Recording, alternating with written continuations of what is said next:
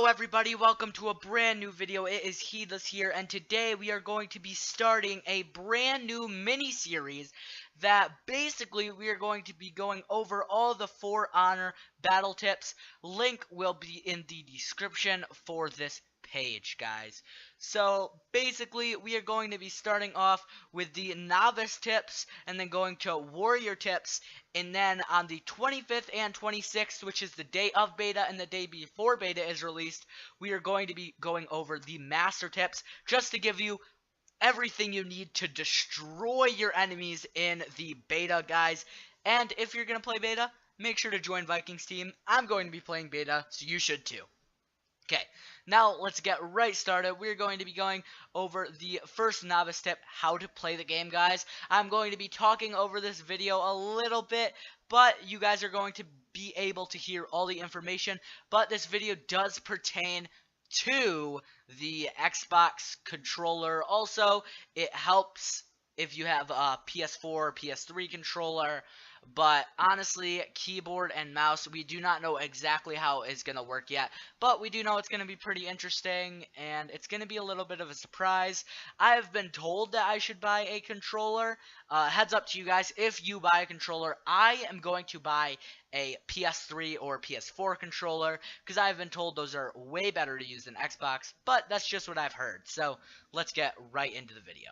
Alright, hey guys, in case you missed my introduction to this series, I've been chosen as the general of the Samurai faction in For Honor, and it's not all fun and games like you might think, and one of my duties is to look after my troops, so I'm going to make sure that you do better than I did when I first started, because I didn't have a clue of how to fight. So I'm here to give you some tips and basic controls of the game, because I don't want you to end up having something like this happen to you. So For Honor isn't your typical button.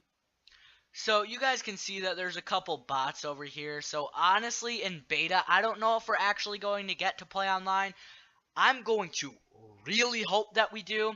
But even if we don't, we're still going to get a sneak peek into the controls of the game. So when the actual game is released on February 14th, we will have a major advantage coming into the game, having already played it.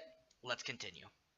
Smasher, and it has a brand new combat system dubbed The Art of Battle. That's pretty Thanks sick. to The Art of Battle. Players are in total control of every move they do in the battlefield, and it's something that I've really come to enjoy because it feels more immersive than a standard. So basically, I'm just going to tell you guys right now, if you are going to play this game and you want to be good, you have to commit, because it's not a button masher game. So you have to know pretty much what to do all the time. And that is going to be the really hard thing about it, is there's not going to be specific things that you can win if you don't know what you're doing. You're just going to have to use your muscle memory to know what to do in pretty much every situation. System. I don't know, just my opinion. So before we cover attacking, let's make sure we know what we're doing with defense. So you can lock onto an enemy by pushing and holding the left trigger. Keep in mind that only enemy heroes or captains can be locked onto.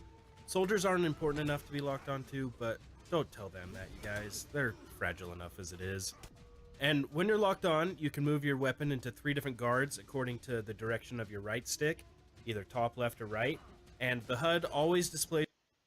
So basically how it works is you cannot really attack someone without locking on, which you're going to do with your left trigger. And then blocking, you're going to use your right stick. So let's say you want it in, you can see it right here, it's here. So this guy is about to swing upward. You can see how he uses his right stick to hit up, and that means that he blocks up.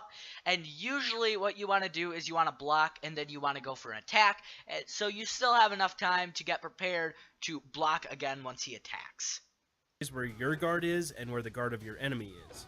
And the guard is what you use to block an attack. So to block, you just move your guard in the direction where your enemy attack comes from.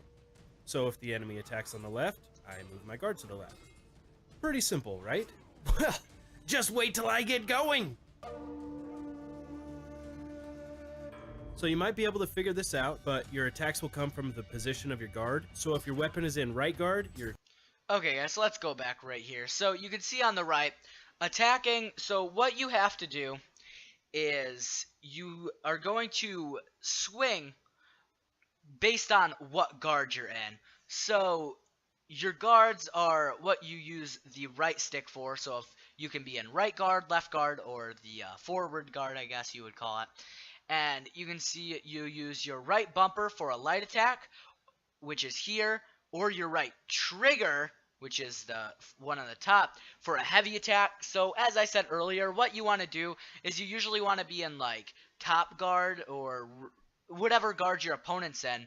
And the really good players I've seen are in their opponent's guard, block, then they can switch guards and get a light attack with the right bumper in, and that is how most really good players play.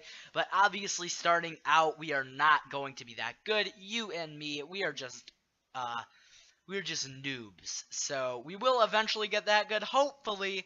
But until then, we are just going to have to learn. And that's why people who play this game 24/7 are going to dominate the field. But your attacks will come from the position of your guard. So if your weapon is in right guard, your attacks will come from the right.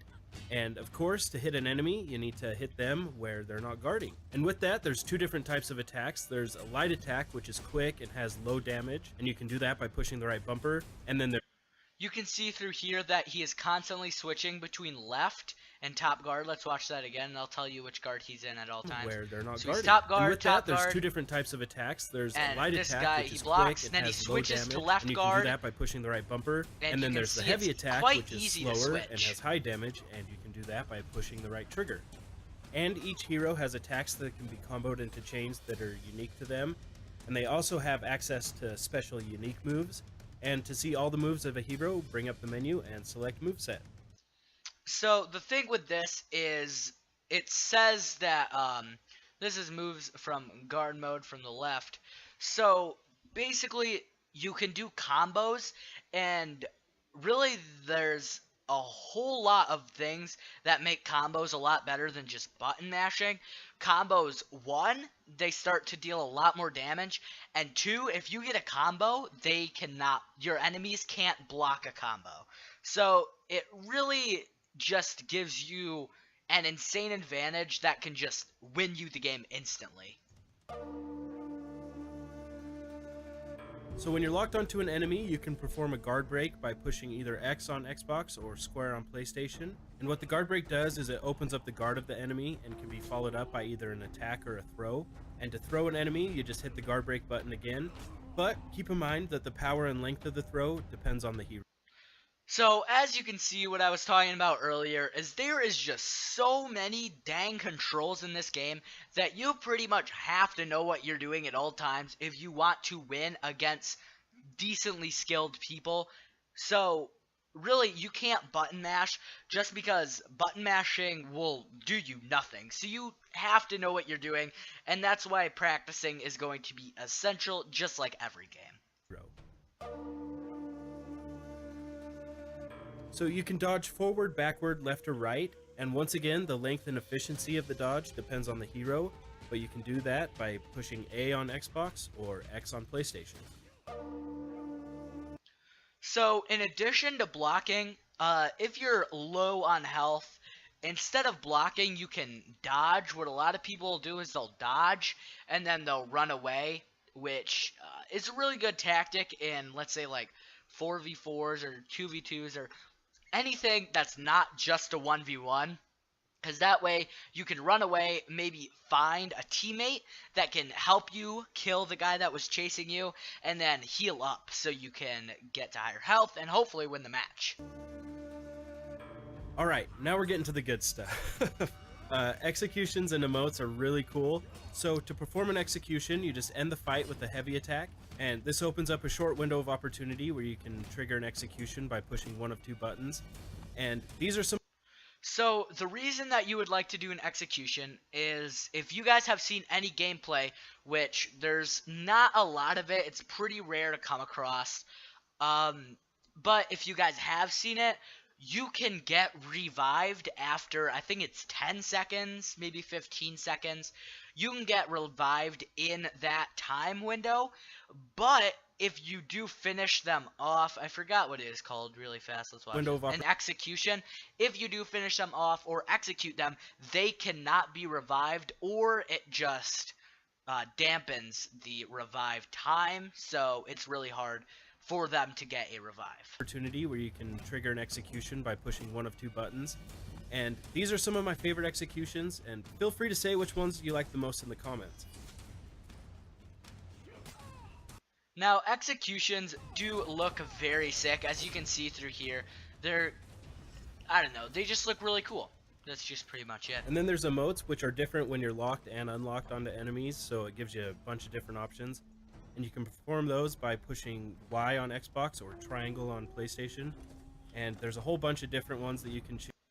And emotes are just the thing that you can do after battle, just to basically just like rub your win in your opponent's face. As well, and different combos that you can do. And with there's not a executions huge and point emotes, to it, there's a whole list that you can customize in the menu, so you can pick whatever ones you like the most and kind of express yourself. It's honestly one of my favorite parts of the game is the executions and emotes, if you couldn't tell. Alright, so those are the basics, and I hope you do a lot better starting out than I did. That is pretty much the basics of the game, guys. I'm going to let you finish off this video, but if you guys did like this video at any time, please like the dang video, and if you're new, please subscribe and share this video around with your friends if they want some more For Honor content. Daily For Honor content here. Huge amount of battle tips for the beta that is coming up. Link will be in the description to sign up for beta.